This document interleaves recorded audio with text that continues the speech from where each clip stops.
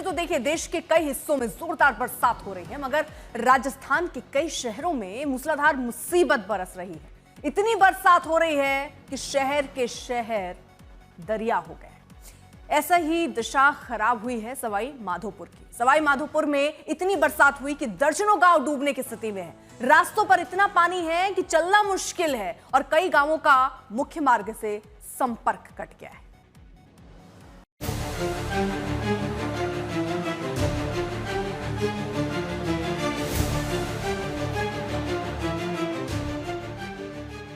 एक जीते जागते शहर का दरिया हो जाना क्या होता है, ये तस्वीरों में देखा जा सकता है। यकीन कीजिए ये मैदानी शहर सवाई माधोपुर है और यकीन कीजिए ये शहर दरिया बन गया है। ये जो झरना आप देख रहे हैं ना, यहाँ कोई झरना नहीं था, कोई नदी भी नहीं, बल्कि ये तो खेत था। अमरूद की खेती होती थी। अमरूद के बचे हुए बागान इसकी गवाही दे रहे हैं। मगर इतनी बरसात हुई, इतना कटान हुआ कि देखते ही देखते खेत झरना बन गया और इलाका नदी में तब्दील हो गया। इन तस्वीरों को देख करके आपको नायग्रा फॉल की याद आएगी, लेकिन ये राजस्थान का एक गांव है, सवाई माधोपुर जिले का जड़ावता गांव, जहां हम हैं इस समय। और गांव में जो आप तस्वीरें देख रहे हैं, ये इलाका है, रिहायशी इलाका है, खेत खलियान है। लेकिन तेज बरसात के चलते दरअसल पानी इतना ज्यादा हुआ कि उसने गांव में, ये जो नदी है, ये कोई नदी यहाँ थी नहीं, इसका कोई वजूद नहीं था यहाँ पर। ये खेत थे, उस पार से इस पार सारे खेत थे। पानी रिश्ता नीचे चला गया, कटाव होता गया, पहले नाले में बदली, नाले के बाद अभी एक नदी में बदल चुकी है और इस नदी की शक्ल ले चुके आसपास की जितनी खेती की जमीन है वो अब खतरे के मुहाने पर है। और इसी के साथ साथ यहाँ अमरूद का जो पूरा बागान है, इन बागानों पर भी अब खतरा मंडरा रहा है। जो लोग हैं अपने बगीचे बचाने की कोशिश कर रहे हैं, पौधों के साथ साथ कटाव कोशिश कर रहे हैं कि जमीन दरअसल कम से कम कटे। इतना ही नहीं, उसके डर की वजह से दरअसल पानी का बहाव इतना तेज है इस राजस्थान के सवाई माधोपुर के नायग्रा फॉल का, कि इसके साथ यहाँ देखिए जमीन लगातार कट रही है। और यहाँ पर एक घर जो है वो पहले ही गिर चुका है। आगे जो है कई सारे मंदिर हैं जो अब इसकी जद में हैं। एक घर यहाँ गिरा है, उसके आगे हम देख रहे हैं कि इस बहाव में एक घर और गिर चुका है। तो यहाँ पर जो हुआ है, कई घरों को नुकसान हुआ है। लेकिन मिट्टी का कटाव जिस तरीके से हो रहा है, पानी अपने साथ नीचे लगातार काट रही है, ऐसे में गांव के कई सारे और घर हैं जो संभवतः कुछ घंटों के और मोहताज हो सकते हैं। उधर दूसरी तरफ खेती के जिस हिस्से पे लोग खड़े हैं, वहां से पानी, बारिश है, चूंकि भुरभुरी मिट्टी है, उसके साथ मिट्टी का कटाव लगातार हो रहा है। यानी पीछे भी जो खेत का हिस्सा है वो लगातार चौड़ा हो रहा है। हालांकि आज सुबह से बारिश नहीं हुई है, लेकिन ऑरेंज अलर्ट है और इस अलर्ट में अगर तेज बरसात होती है तो ये पूरा जितना लैंडस्केप है, जो हिस्सा है, वो अमरूद का जो बागान है उसको बहा ले जाएगा। खेती की जो जमीन है मिट्टी काट ले जाएगी। और इसके साथ साथ ये जो इलाका है पूरा, जिस मकान पर हम हैं, ये नहीं पता कितने और घंटे ये टिक पाएगा, क्योंकि पानी का बहाव जिस तरह आ रहा है, मिट्टी को काटे जा रहा है, संभवतः ये घर भी उसका शिकार हो जाएगा। बेहद डराने वाली तस्वीरें हैं जड़ावता गांव की, सवाई माधोपुर जिले की, और इसलिए यहाँ तत्काल फौरन रूप से मदद की जरूरत है। शहर के भीतर जाने वाले रास्तों पर सैलाब उमड़ा है। ऐसा सैलाब जिससे पार पाना मुश्किल ही नहीं, नामुमकिन सा लगता है। ये जो तालाब आप देख रहे हैं ना, ये तालाब नहीं, राष्ट्रीय राजमार्ग है, लेकिन रास्ते का कहीं कोई अता पता नहीं। ये राष्ट्रीय राजमार्ग है जो सवाई माधोपुर को आगे फिर कोटा और उसके बाद जयपुर और दूसरे इलाकों से जोड़ता है। लेकिन राष्ट्रीय राजमार्ग जलमग्न है। इतना ही नहीं, सवाई माधोपुर में लगभग 2.5 दर्जन से ज्यादा ऐसे गांव हैं जो जलमग्न हैं, जिनका संपर्क मुख्य शहरों से कट गया है। तो आने जाने वाले लोगों के लिए सड़क पर ये दरिया पार करनी पड़ रही है। दरअसल बासी में जो बांध है, उस बांध पर भी पानी जो है वो ओवरफ्लो हो गया। ओवरफ्लो होने के बाद स्थिति ऐसी आगे दरअसल हम उन इलाकों की ओर जा रहे हैं। इतना ही नहीं, इसके बगल में पूरा खेतों का इलाका है जहां पर खेती होती है अमरूद की। और अब ये आप जो पूरे खेत देख रहे हैं, क्या खेत क्या घर, सब कुछ बिल्कुल जलमग्न हो चुके हैं। और ऐसी स्थिति में ये जो इलाका है, वहां पर सबसे ज्यादा दिक्कतें हैं, चाहे वो सवाई माधोपुर हो, टोंक हो, बूंदी हो या कोटा का ये इलाका हो। और इसीलिए इन पूरे इलाकों में अब मदद के लिए एसडीआरएफ, एनडीआरएफ और भारतीय सेना को उतारा गया है। अलग अलग इलाकों में राहत बचाव कार्य शुरू कर दिया गया है। रास्तों पर चलना मुश्किल है, क्योंकि बहाव कब किसे अपने साथ ले जाए कह नहीं सकते। जलधारा पांव उखाड़ने के लिए बह रही है। 3 दिन से हो रही बारिश ने पूरे नगर को नहर बना दिया है। ये पूरे सारे लोग हैं आसपास के, क्योंकि मदद एक तरफ चल रही है, तो सबसे पहली कोशिश क्या है कि जो निचले इलाकों में लोग हैं उनको एक तो तट पर ले जाया जाए, सुरक्षित जगहों पर ले जाया जाए, वहां खाने पीने के बंदोबस्त किए जाएं।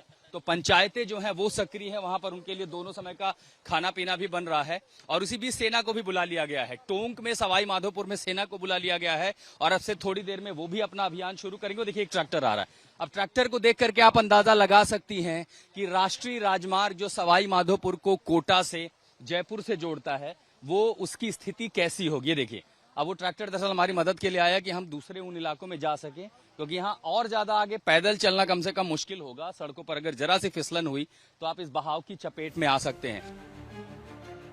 रिहायशी इलाकों की तस्वीरें तो भयानक हैं ही।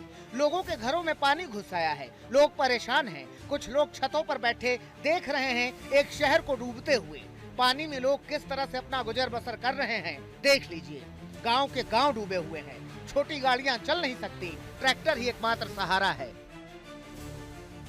और जैसे जैसे हम इन इलाकों में जा रहे हैं, बाढ़ के विभीषिका की तस्वीरें दिखाई दे रही हैं। पूरी की पूरी सड़क पर जो गांव के गांव हैं वो जलमग्न हैं। क्या बच्चे, बड़े, बूढ़े, महिलाएं, हर किसी को इस समय ऐसी स्थिति का अंदाजा नहीं है। हालांकि कई बच्चे हमें सड़क पर, वहां पर हाईवे पर, राष्ट्रीय राजमार्ग पर स्विमिंग करते दिखाई दे रहे हैं। राजस्थान के लोगों ने कम से कम ये तो कभी नहीं सोचा होगा कि जो राज्य ही जाना जाता है अक्सर सूखे के लिए, पानी की किल्लत के लिए, वहां इतना पानी होगा कि राष्ट्रीय राजमार्ग पर ट्रैक्टर इसलिए चलानी पड़ेगी क्योंकि लोग पैदल नहीं जा सकते। बच्चे सड़कों पर नहाएंगे। और क्या गांव, पूरे के पूरी कॉलोनियां जो हैं, सब कुछ हमें यहाँ जलमग्न दिखाई देती हैं। पावर ग्रिड डूबे हुए हैं, ट्रांसमिशन मशीनें डूबी हुई हैं, दुकानें डूबे हुए हैं। और ऐसी स्थिति में ये देखिए, यहाँ पर एक दुकान है। ये कई सारे गांव हैं जो आइलैंड बन चुके हैं। इन गांवों तक पहुंचना मुश्किल है। जो बेहद गरीब तबका है, जो इन झुग्गी झोपड़ियों में रहता है, ये अब आइलैंड से भी बदतर। ये गांव पूरी तरह से, जो घर हैं वो डूब चुके हैं। कई सारे जो दुकान है, कुछ इलाके हैं वो टापू में बदल चुके हैं।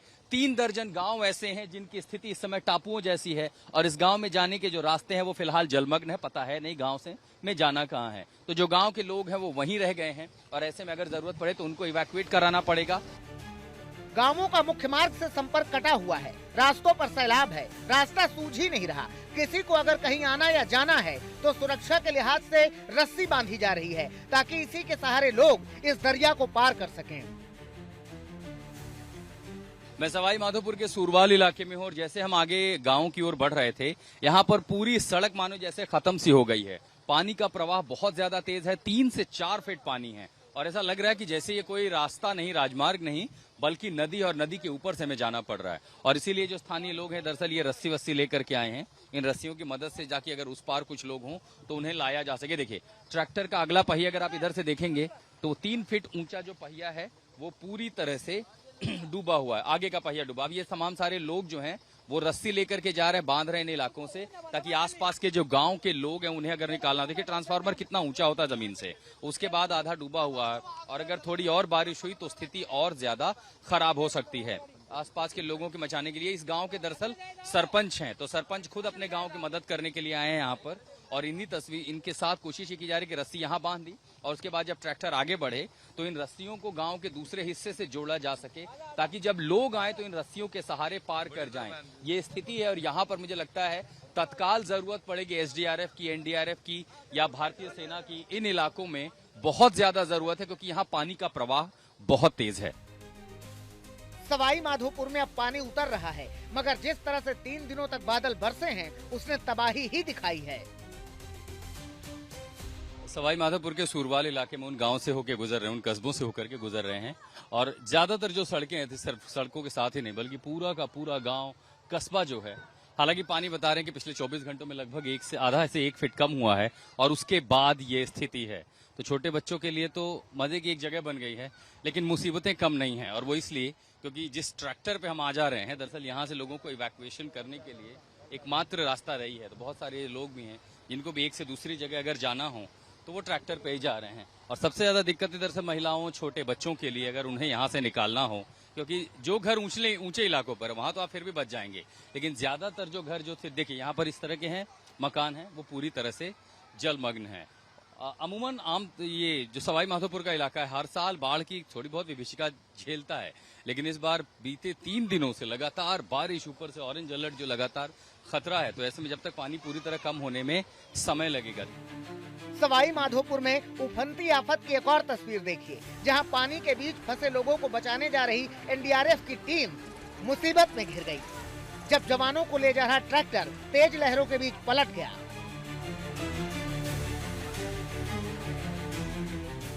सवाई माधोपुर में 30 से ज्यादा गांव डूबे हुए हैं। मुख्य शहर से गांवों का संपर्क कट गया है।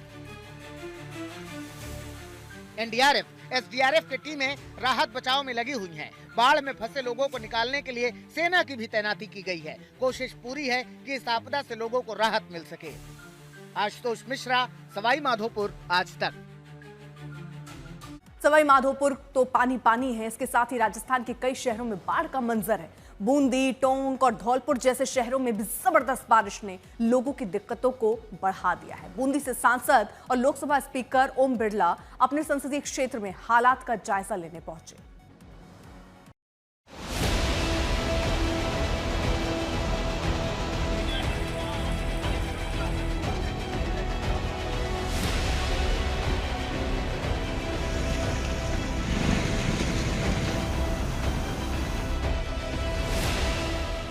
सवाई माधोपुर में जिस तरह बादलों ने बर्बादी बरपाई है, वैसा ही मंजर राजस्थान के बूंदी का है, जहां पानी की किल्लत से कोहराम मच जाता था, वहीं पानी ने तबाही मचा दी।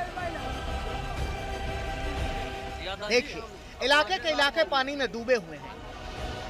रास्तों पर जलधारा बह रही थी। इसी जलधारा के बीच ये बाइक सवार निकलना चाह रहा था। यहाँ मौजूद लोगों ने इसे बाइक पानी की ओर न ले जाने की सलाह दी। गाड़ी मत ले जाओ, गाड़ी बह चुकी। ये कमल भाई आ गए, देखो ये लापरवाही कर रहे हैं बिल्कुल। लेकिन बाइक सवार नहीं माना और उसका नतीजा देखिए। चंद सेकंड में ही ये बहाव इन्हें बहा ले गया। बाइक तो बही ही, कमलेश नाम का ये शख्स भी बहने लगा। जिन लोगों ने इन्हें रोकने की कोशिश की थी, वही लोग इन्हें बचाने के लिए भागे। अरे उंडी चल जा, चल जा, चल जा। अरे उंडी आ जा, उंडी आ जा। ये देखो यार, नहीं मान रहे यार, ये देखो। अरे उंडी आ जा, अंडा ऊपर ऊपर पहली तरफ। ये कमलेश मास्टर बैठ चुके हैं, देखो यार। अरे रुक जा, आ जा, पेट टेक ले, पेट टेक ले। अरे चपला पकड़ ले, वो चप्पल है यार, माने को नहीं यार, खेया का बावजूद यार यही हालत है बिल्कुल। भाई साहब, 2 गाड़ियां बैठ चुकी है, देख लो, लापरवाही का नतीजा देगी आपको ये दिल को। यहाँ से बूंदी के बाकी इलाके भी जलमग्न हैं। शहरों में सैलाब है, बेहिसाब है। लोकसभा स्पीकर ओम बिरला बूंदी से सांसद हैं। अपने इलाके में हालात का वो जायजा लेने पहुंचे।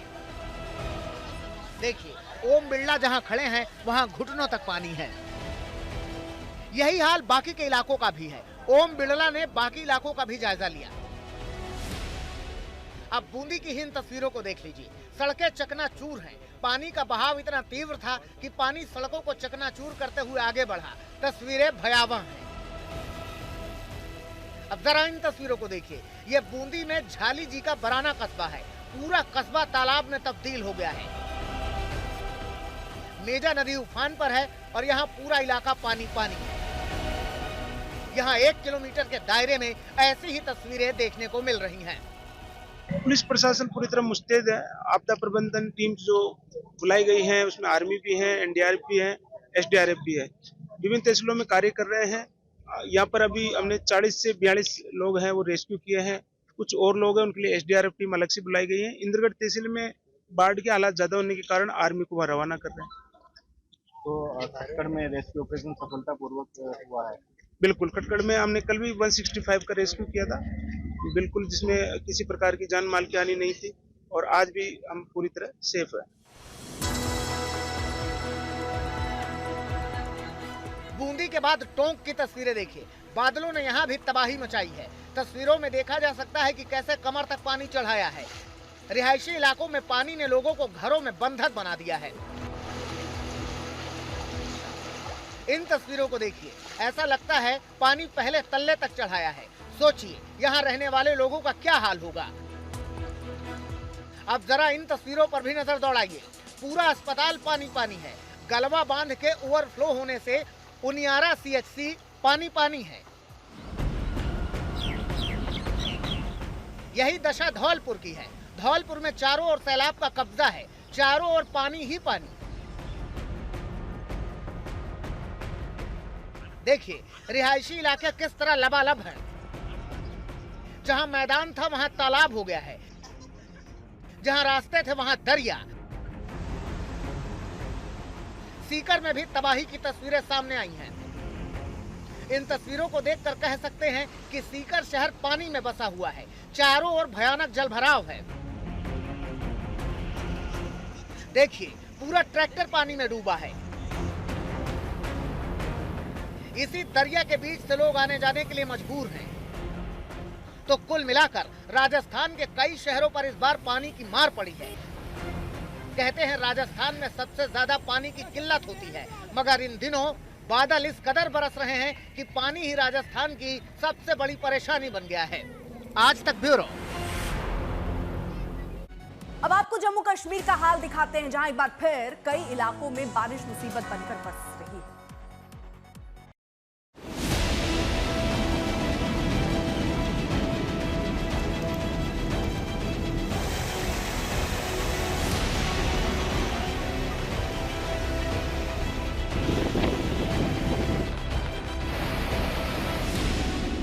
तस्वीरें खौफनाक हैं, मंजर बेहद डरावना। लगातार हो रही बारिश के बीच पुल झुका हुआ है। कठुआ की सहार खाद नदी में सैलाब उमड़ा है। झुके पुल से लगातार गाड़ियां गुजर रही हैं, मुसाफिरों की जान को जोखिम में डाल रही हैं। दरअसल जम्मू कश्मीर के कठुआ में नदी में बढ़े जलस्तर और तेज बहाव के चलते पुल का एक हिस्सा झुक गया है, जिससे ये खतरा पैदा हो गया है। पुल जो टेढ़ा हो गया है और जो गाड़ियां आ जा रही हैं, ये दूसरे पुल से गुजर रही गाड़ियां, ये इसके साथ ही दूसरा पुल है, वहां से डाइवर्ट कर दी गई है। जो ट्रैफिक है डाइवर्ट कर दी गई है और जो पुल जो है टेढ़ा हो चुका है। कुछ ही देर बाद ये पुल जो गिर सकता है, क्योंकि जो बाढ़ का पानी है वो काफी इसकी जो बढ़ रहा है। बाढ़ का पानी जो इस समय सहार घाट में आया, ऐसा पानी हमने कभी नहीं देखा जितना पानी आज आया हुआ है। मैं एक मिनट आपको जो दिखाने की कोशिश करूंगा, जो बिजली का टावर जो है, ये बिजली का टावर ये भी इस पानी में बहकर आ गया है। देखिए जो बिजली का टावर है काफी ऊंचा था, ये भी पानी के बहाव से, और अभी जो पानी का जल स्तर है वो बढ़ रहा है। और ये जहां मैं इस समय खड़ा हूं, ये जो बिल्डिंग जो है ये बिजली विभाग की इमारत है, इसको भी इस समय काफी खतरा है। इसके साथ आयुष विभाग की बिल्डिंग है, उसको भी काफी खतरा है। और जो कर्मचारी हैं वो सामान जो है इस ऑफिस का आगे पीछे शिफ्ट कर रहे हैं। जम्मू कश्मीर के तमाम इलाकों में एक बार फिर भारी बारिश का दौर शुरू हो गया है। नदी नाले उफान पर हैं। बारिश के बीच संकट बढ़ रहा है। कई इलाकों में बाढ़ का खतरा पैदा हो गया है।